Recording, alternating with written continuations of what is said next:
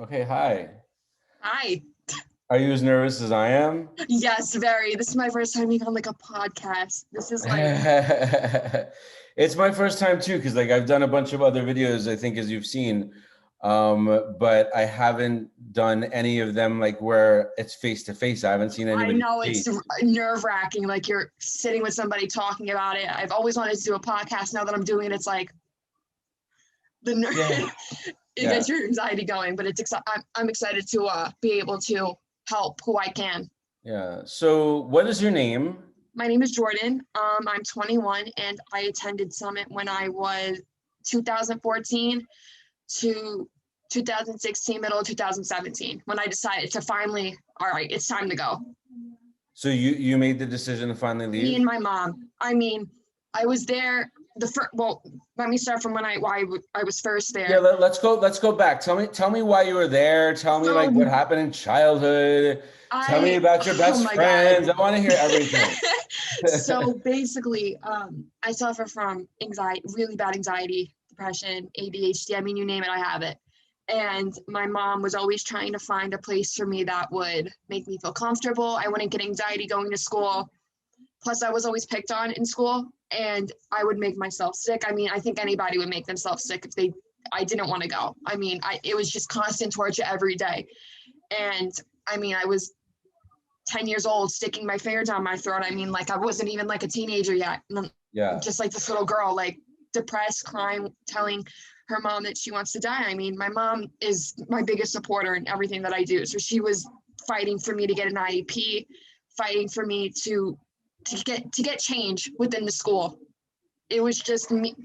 She did it all herself. They did nothing.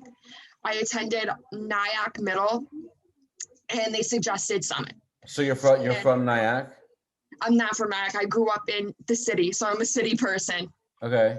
And I grew up in the city, and then before I came here, I was in Pennsylvania, and I loved it there. I would always talk about it, even when I started Summit. I loved it. All my friends were there. That was the only place I've never had a problem with. I didn't have trouble going to school. I was excited, and then when I came here is really when it decreased. Yeah. Why do you think that happened? Do you think it's like just the change and like The missing your change friends of and that, stuff? yeah, the change, and also I think the kids are really, really stuck up and mean. Yeah. I mean, if you look at, oh, everybody's got like iPhones now, and back then I didn't have that. I wasn't rich. A lot of the other kids were, and that was a big picking point. Yeah. So then we found Summit through my old middle school, and Were it was you supposed to. kicked out of your school before or something? No, Like, I was never kicked out. I just chose not to show up. I was like, you guys aren't doing anything, and me sitting in the guidance counselor's office all day isn't really helping my been there. education. It's not, Yeah. and Yeah. it made me feel worse. Yeah. More so it did, because I wanted to be involved and have friends, and I did it. And the only friend I had was my guidance counselor. So she said, okay, there's this school that specializes in behavioral, even though I didn't have behavioral issues, they specialize in kids with anxiety, things that I have. And every kid there is like me, which they're not, which Yeah. slowly I found out. Yeah. And I went on the tour.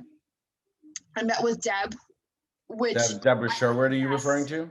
yeah, when I tell you the act that was put on in front of me, my mom, and my school guidance counselor, because she came, because your district pays for it, and she So made the essentially, school. it's paid for by New York State. They get funding. Yes, Yeah. so my district was paying for it, and she made it seem like it was this holy grail place. They don't allow bullying, which was another problem why I was attending. They help kids with anxiety. There's no suicide. And I was like, okay, like this is like, my mom was like, this is perfect for her. I get anxiety being in big classrooms anyways. Yeah. So I was like, okay, I could try it. It's a new school. So I started there, and I started in the summer program. I don't know if you're familiar with the Yeah, I summer was in the summer program program. So was myself. I. That's when Yeah. I Was started. Nancy still there as the lifeguard then, or no? No, not that I No. remember. Okay. No. So I would do the summer. I did the summer program, and everything was pretty normal. Like I didn't notice anything. Everybody obviously was coming up to me, asking me what I'm there for. And I was like, mind your business. But I was nice to people. I mean, I treated people the way that I wanted to be treated. But it's like when you're like a new toy, because it's rarely you get new kids. Rarely. Yeah. You've got to really have a problem to be there, which is what I've learned. The summer program was fine. And then the first day of school comes around. And this is where I really realized, okay, there's something deeper here.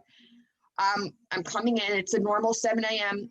thing, and I have back problems. So I live right in town in Nyack, and you know where Summer's located. I wasn't able to physically walk because I had a doctor's note, everything. So they would send a bus for me.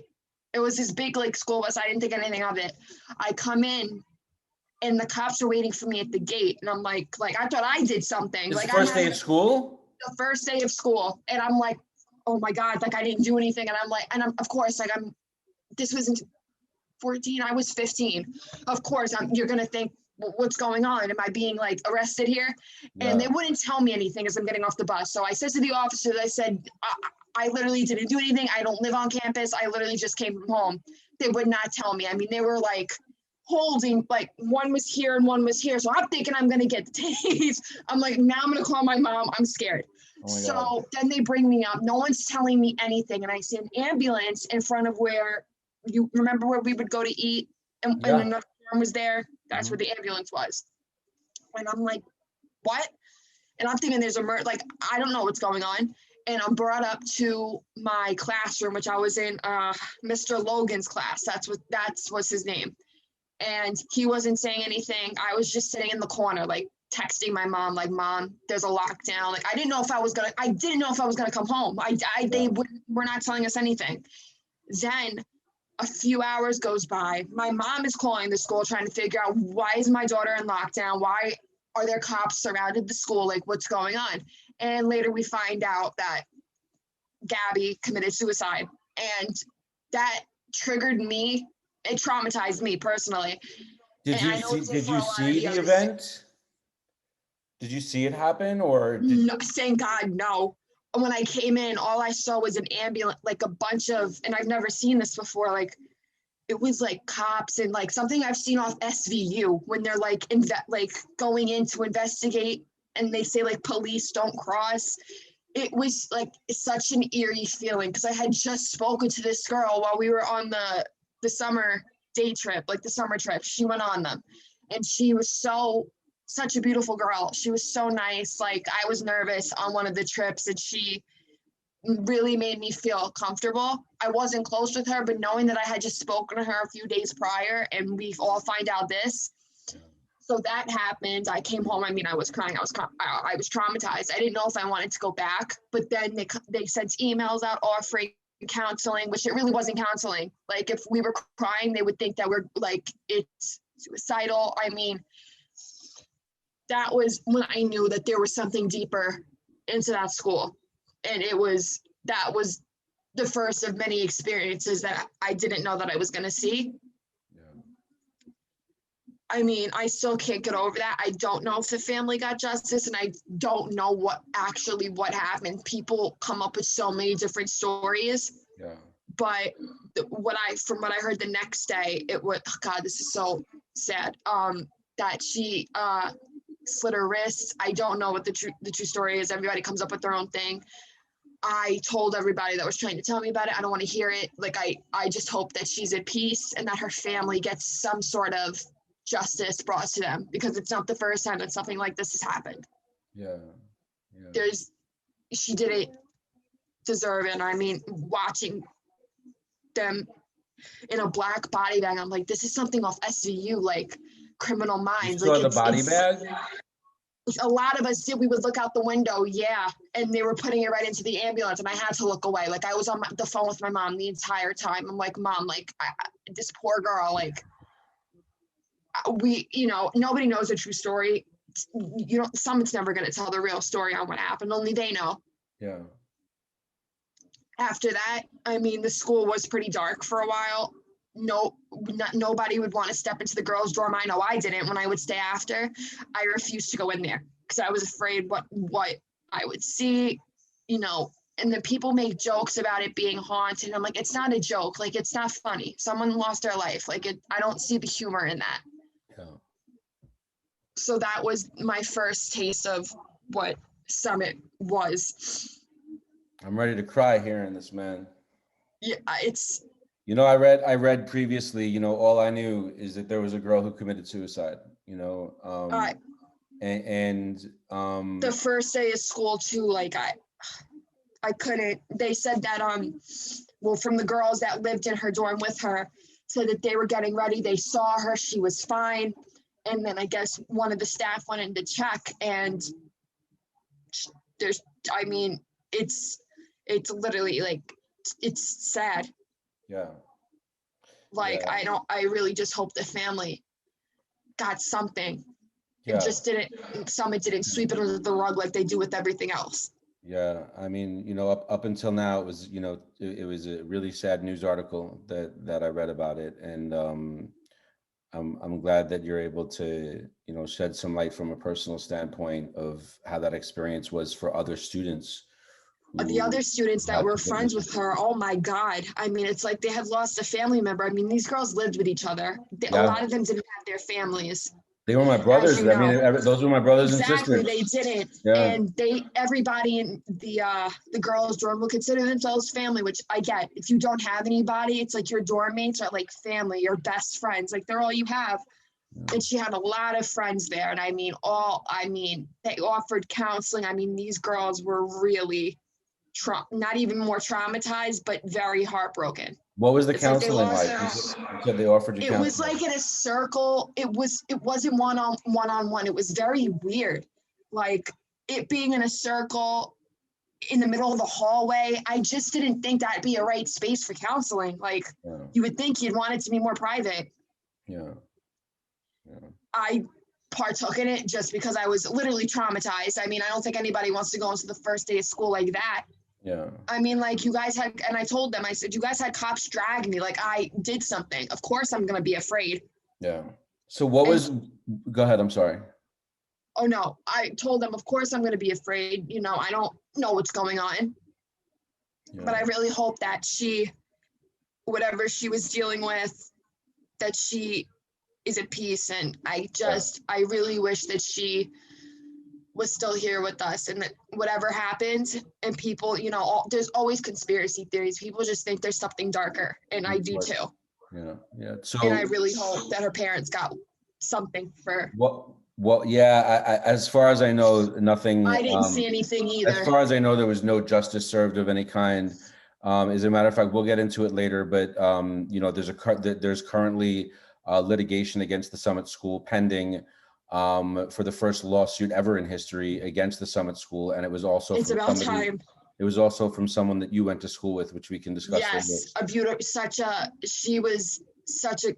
I have nothing but high words about her, and I'm so glad that what's happening is happening. Yeah. So tell me about your experience after that. I'm sure it was tough to heal from and get over, but like what else did you experience? Oh God. Okay. So, I was 14. Yeah, I was 15. I had just turned 16. I was fine. I pretty much was fine with a lot of people until I met my ex-boyfriend. And that's where the staff started with me. That's where it really all hit the fan, as per se. I mean, when I tell you this, the staff and the security were so involved with, the students' business. I mean, you'd think when you say staff and security, security. They would talk. I've heard a lot about the security guard Sam. When we're talking about staff, you're mentioning male staff to me earlier today. Yes, we're talking. The male staff are so gross. I mean, I would be on FaceTime with some of the guys because I was close to some of the guys at the time, and I would hear the night guards say the most disgusting things about the girls. Like, they would come night guards like Roland Jones, who called everybody his baby, or Johnny Mack, Barney Rubble, or Johnny Mack was always a dick to me. Yeah, I gotta be honest. He was a dickhead. And I still don't like him. I mean, there's a lot of things I've heard him say. Like, I've seen him attack. Like, one of the guys I was friends with, he was shirtless on face, just trying to, like, he just came out of the shower, and I mean, like, came and attacked him. I'm like, is this weird? Am I the only one who finds this weird? Attacked him physically? Like in like a playful way, but I'm like, this kid is 15. This kid is And my age. naked, You look like you're in your nonetheless, 30s. 15 and naked. Exactly. Like he had his short. I specifically remember this. He had his shorts on, and they always were like, "This is how it is in the door. This is how it is." And I'm just, again, had a funny feeling about it, but I let it roll it off my back, because if it was me, hell no, like I wouldn't have let it slide. I mean, I would hear them talk about the girls, like, "Oh, she's getting hot. I want to smack." I mean, and didn't even realize that a girl was on the Counselors, like, you mean? The staff, the security guards that the would stay staff was in the talking door. to the kids about this and each other. Yes. Yes, Wow. all the time. All drama, they would be involved. They would know about it. I watched And the same thing. whoever was causing the problem or the root of the problem, the staff would make it 10 times worse. They would just look at you like you are a piece of shit, like degrade you. Like, you know, you go to them and it's like, you know, you're being, you know, when you go to somebody and it's like they're talking about you, you know, they know, you know, they know things about you. That's exactly the vibe they gave off every time, especially with NUDE. NUDE was the big one I had a problem with. That's Christopher Iannucci, the phys ed teacher? The gym teacher. Yeah. I was never, like I said in the beginning, I couldn't do gym because I had medical issues. And also I was dating one of his students.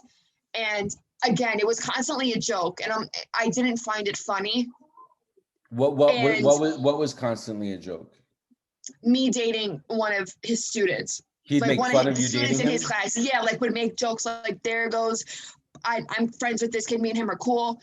There goes, for reference, I'm gonna call him Michael. So there goes Michael's ex. You know what I mean? There goes, oh, she did this, she did that. And I mean, when I was dating this guy, I was very, very stupid to do this. And I hope who's watching this doesn't partake in what I did and believing a guy and manipulating you into sending nudes. Please don't do that. And the next day, I show up to school. Wait, you said he manipulated you into doing what? Into sending like sexual pic, like I'm not going to show anybody. The whole, you know how guys, I'm not going to show. You sent him sexual pictures. Yes, I did.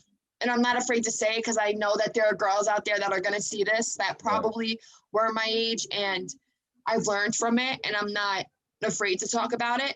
Because I don't want people to. It's not the first time I've heard the same story from a Summit student. There is a Facebook page. and they don't do it. I felt alone because everyone was like, "You're such a slut," this and that. But when I found out the staff saw it, that made me fucking sick to my stomach. The staff saw the pictures? They looked at them? And my face was not in it. Thank God. It was just my body, but still, the guys the staff were looking at pictures of a 15-year-old naked girl. Yes. The guy, the night staff. Yes. Could you say which night staff? Could you say which night staff? I didn't. They wouldn't tell me, but they said, "Jordyn, everyone saw you. Everybody's seen them. Especially, it's a big thing." And this is my words exactly. I could go back into my Facebook messages and find this. The whole, with the whole dorm has jacked off to you. Oh my God. That right there made me want to kill myself. Oh. To know that men that I don't know that are older than me are doing that to my body, I had to tell my mom. I had to. So I did. And she was red. Like, my mom doesn't play around with that. And I felt like I had disappointed her with the whole thing. But she was, again, my number one. She had my back. Then, the cops show up. And I'm like, well, what is this going to do? Like, it's their word against mine. Yeah. You know what I mean? Who are they going to believe? Yeah. Mentally, they're going to be, oh, you're here for a reason. Exactly. Same shit for the past 30 years for me, Exactly. You're there for a reason. Oh, that's the mentally ill guy. No, we can't trust him. We can't believe a word he says. No, he's lying. Exactly. It was always, oh, she's dramatic. It's for attention. I don't think your new misconduct is for attention. That's just my opinion. But they're doing it for attention. It's this and that. I mean, being threatened to be jumped on campus by your students, and I would come and show these messages, and this is what I meant by singling me out. They would have me on, I forgot what they called it. It was monitoring. Like, they would have the staff member. One-on-one. One-on-one. Yeah. And my mom, I was on this for a really long time, and my mom was like, why aren't you having the same students that are harassing my daughter on one-on-one? Like, why aren't you having it for other people? Why is it just my daughter that's being singled out? And I felt embarrassed. I 100% did, because everybody made fun of you. You feel it was probably because you were going against the staff saying they looked at these photos. Oh, absolutely. And now they're giving and I would shit right complain back about to the me. staff. I'm like, it's not, I don't see why they need to talk. Not even was I only going against the staff, but I was going against the students. And I went against Deb at one point because I'm like, Mom, even my mom saw how fake as shit she was. Yeah. She wanted to do nothing but protect the school, her staff. That was it. I mean, fuck the students. Like, realistically, fuck off. Like, it was everything that she said it wasn't. And that is, I mean, even with the security guards, man, I just can't. They would literally talk to these kids like they were there, that they were the same age, and that's what blew my mind. I'm like, this is what happens when in the dorms at night.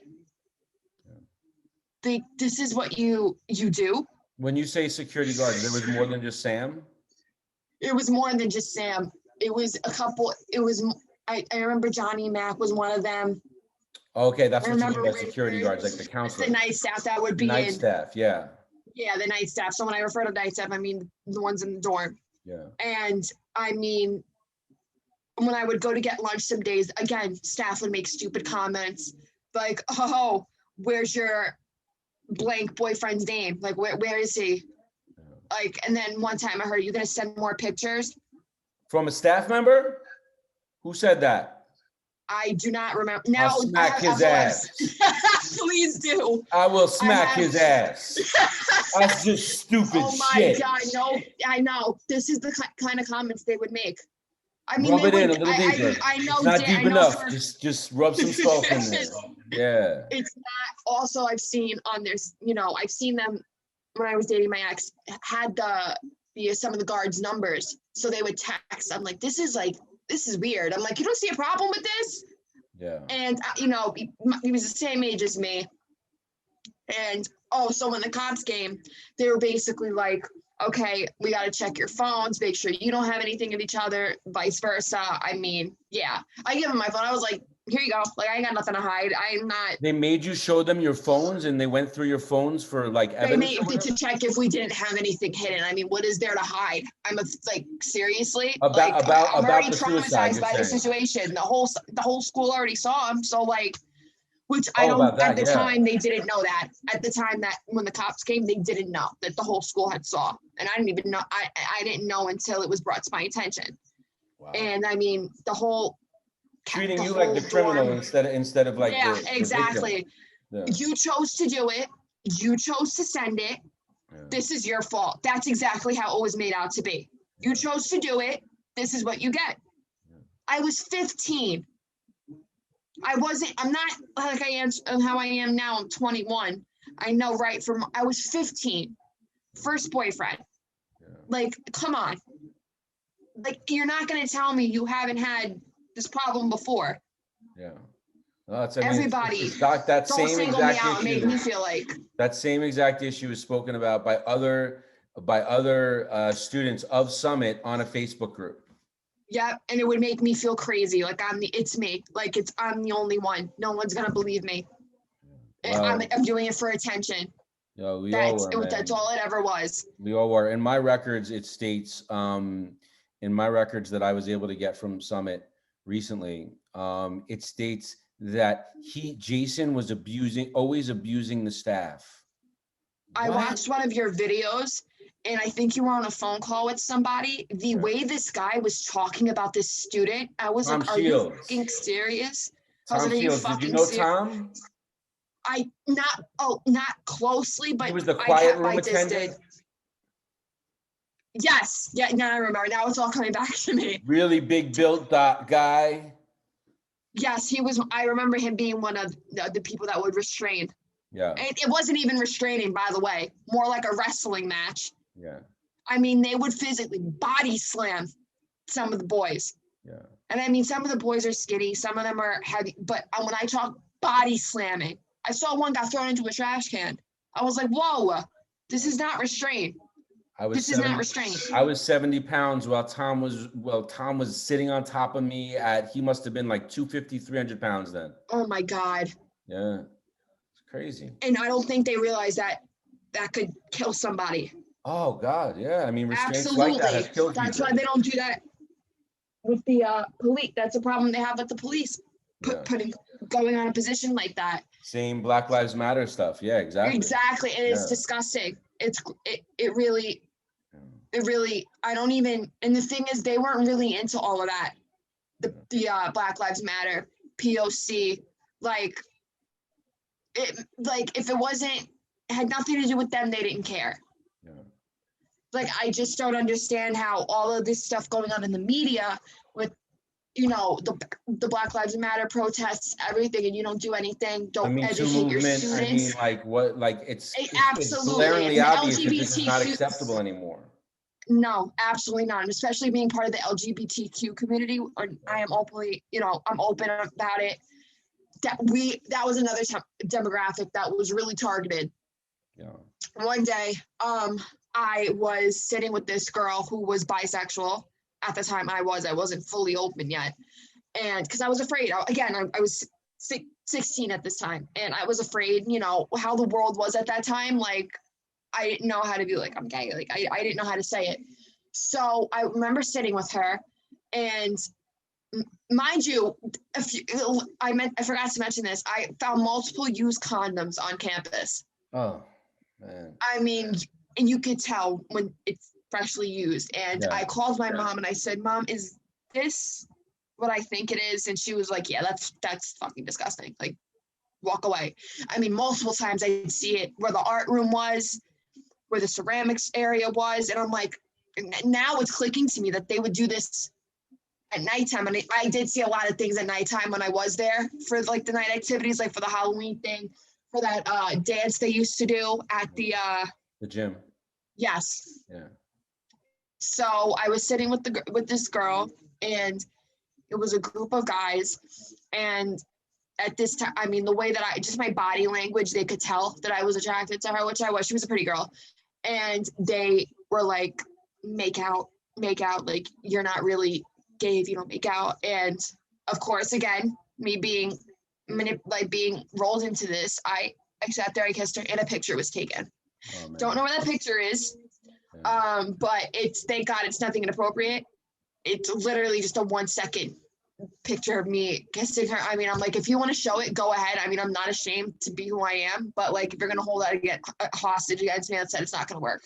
It's because I don't care. I stopped letting what they do bother me. And they would do a lot of things. And it did get me to a point where I did want to end my life because somebody had pushed me to that point. They didn't do anything about the bullying. They don't support bullying yet. I was told to slit my throat, to hang myself. Everybody would be better off if I'm dead. Really disgusting things. Was this by students and counselors alike? Some of the staff said that too, or no? No, just the students. But of course, I would tell the staff and they would laugh. Like, what's funny about that? If it takes somebody to do it. So I physically showed it to Deb. Physically showed her these messages.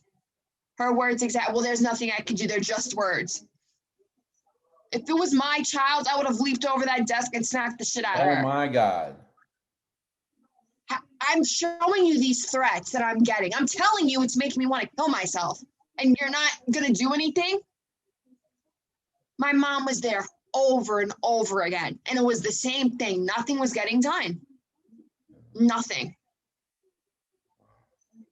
And I see them still open, and I can't imagine how it is now, because I'm sure it's exactly the same.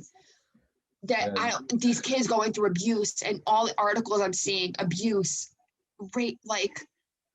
You mentioned rape. So you said you remember Bayla Blackstock. Yes. She was a very quiet girl. People would pick on her. But I'm not the type to follow. I'll be like, yo, shut the fuck up. Like, I'm not with it. I don't like bullying. I don't stand for it. People were picking on an autistic young 15-year-old girl? Yep. They did not care. Another girl that used to go there, she had a certain smell to her, which I'm sure she could not help. You know, a certain disability, you Yeah. would walk past, oh my God, she smells like urine. Just the most disgusting comments. And as somebody that's majoring and wanting to work with kids like that, it enrages me. Yeah. To a full extent. Considering my brother has learning disabilities, Yeah. it really sets me off. So when I went to school at Bela, I didn't know she was autistic. I just knew that she had a learning disability, but you know, it doesn't matter. She's the same as everybody else. She's here for a reason. She's here to get her diploma and get out. Like, Yeah. she was never bothering anybody. I would see her in ceramics. She was very artistic. I didn't know anything about her situation. Yeah. Yeah. Because if I So would have heard about it then, I would have left then. yeah, it's not too much, you know, it hasn't really hit mainstream media yet. I guess it will right I now. really hope it does because she's Hopefully such a soon sweet girl. enough. But yeah, unfortunately, you know, sadly, I mean, I got to know Bela. I was lucky enough to meet her. She's a very sweet girl. She's very to herself, because she's such a she's I've had incredible. nothing but high things to say about her. She's gorgeous. She's beautiful. She is. She's so smart. The light on her face and the smile that she brings to her room. Yes, exactly. Outstanding. But sadly, she was raped by another student at Summit. And it does not surprise me. And Richard Sitman had spoken. You know Richie?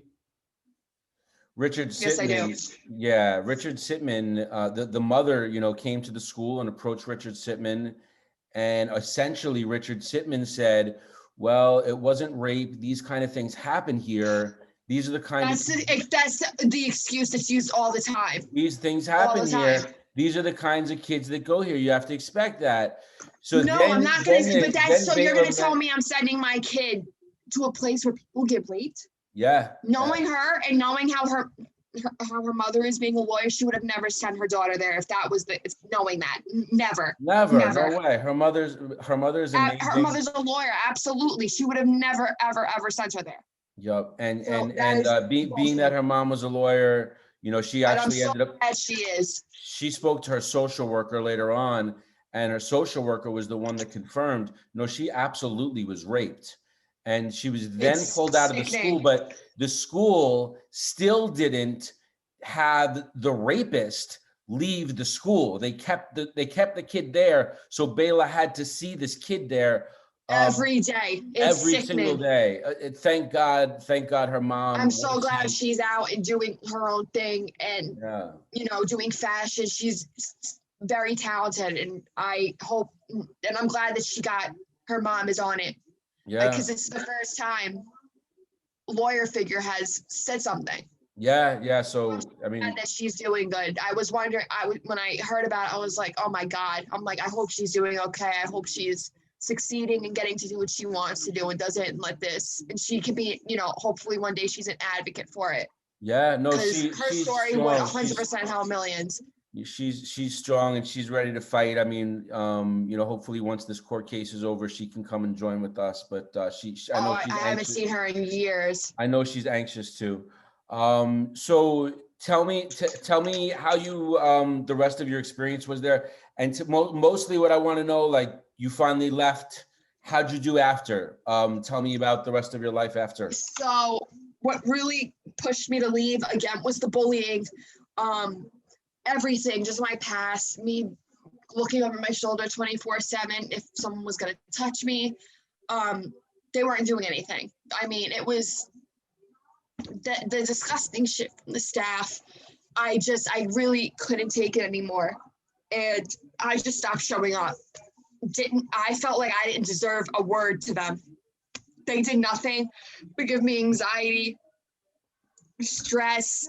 I felt like I owed them nothing. So I didn't say anything. Me and my mom talked, made the decision. I left.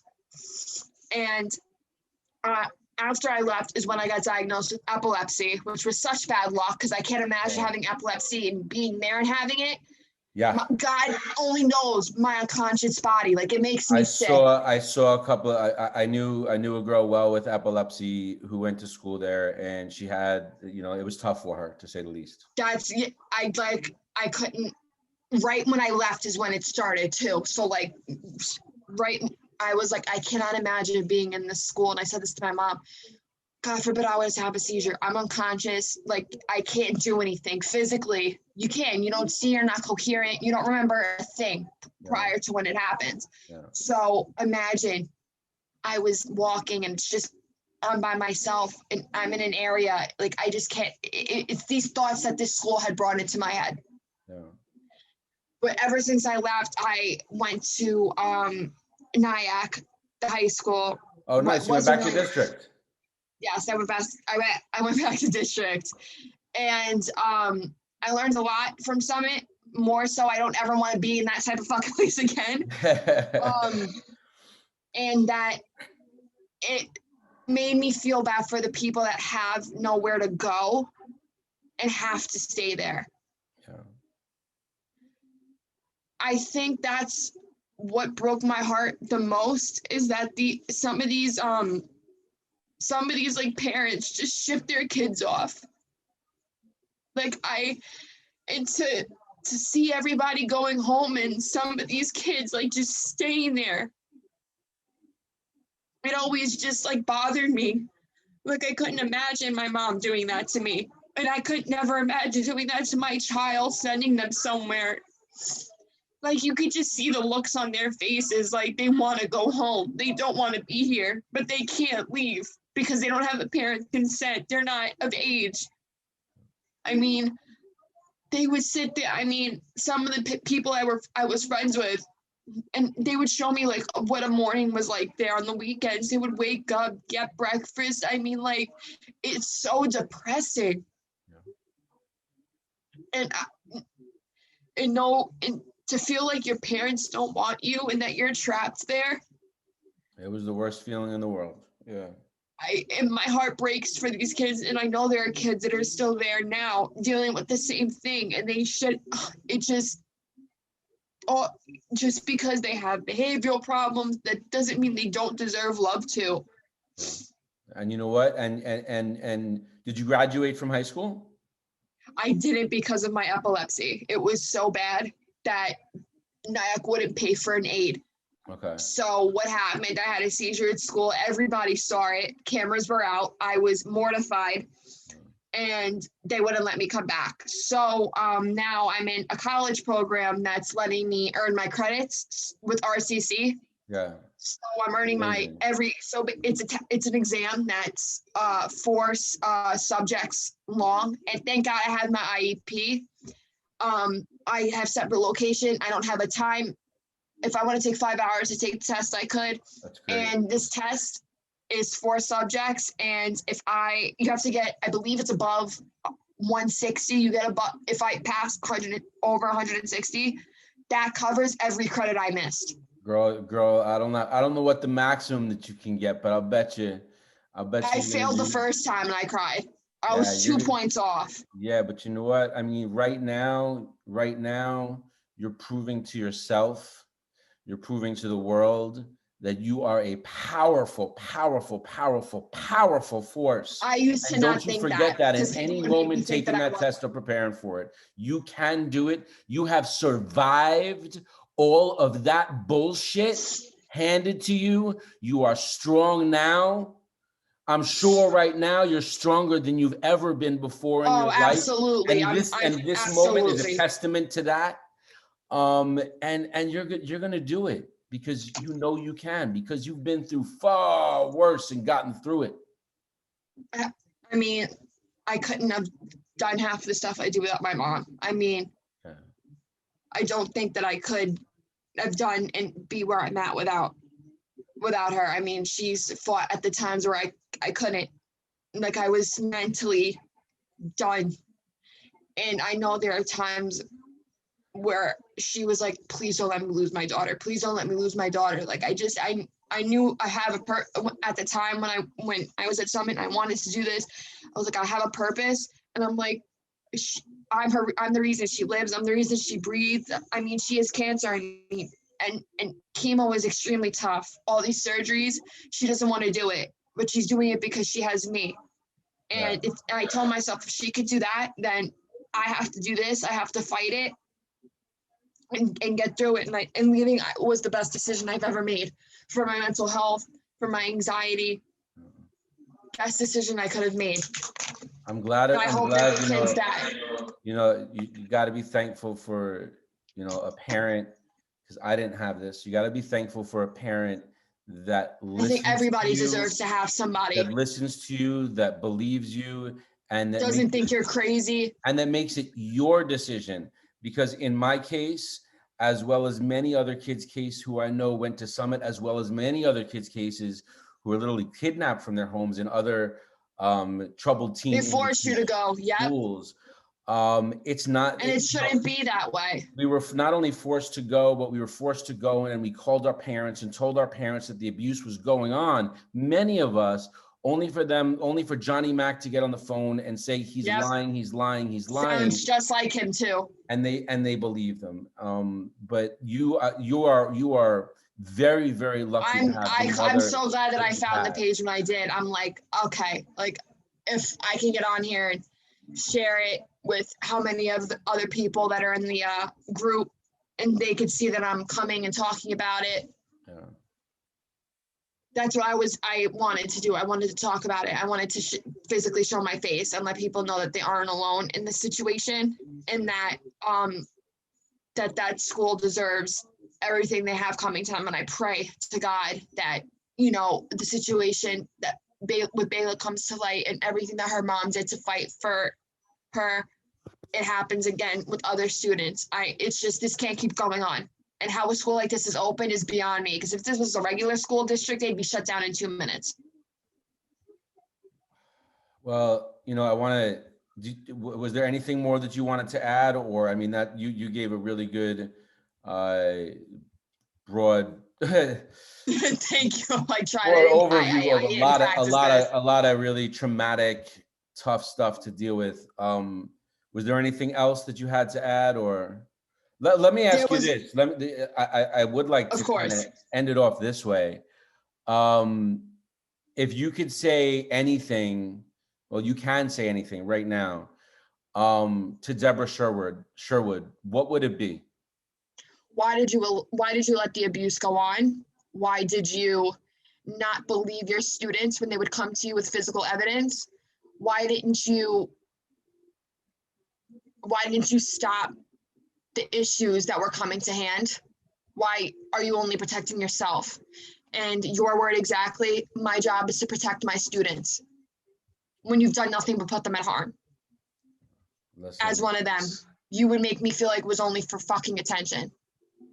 Not only me, but many others felt like that you made them feel like it was only for fucking attention. You and your staff. Your staff is how old? And they joke around with your underage students, like, put out there about sex, about disgusting things, sex. Which student is hot? Are you kidding me? I think personally, if I was talking this, I would add on, you deserve to lose your fucking job. You don't deserve to run a school. Because I know there's so many people out there that are better, that can run a school way better than she can, and that can handle the issues properly. She only gives a fuck about herself and her money. And Jordyn, thank you so much. I am so glad I left your fucking school. You piece of shit. I'm sorry. Yes. He's a piece of shit human being. Yeah. Jordyn. Jordyn, you're an angel. I appreciate you coming on with me today. Of course. We're gonna get this out to the world and share it with as many folks as possible. I hope that my story can help others come forward. And I know a lot of the Summit kids are gonna know my face and be like, wow, you really had the balls to come on issues that need to stop. Don't ever forget, not only are you, as the hashtag goes, breaking code silence, which I really appreciate, you're a survivor, and but don't get, one of the things that I try to drive home in a lot of survivors these days is everybody out there is referring to themselves as survivors. We are survivors, but don't just be a survivor, be a thriver. And you are right now being a thriver, and continue to do so. You're beautiful. Thank you so much. Oh, thank you so much for having me.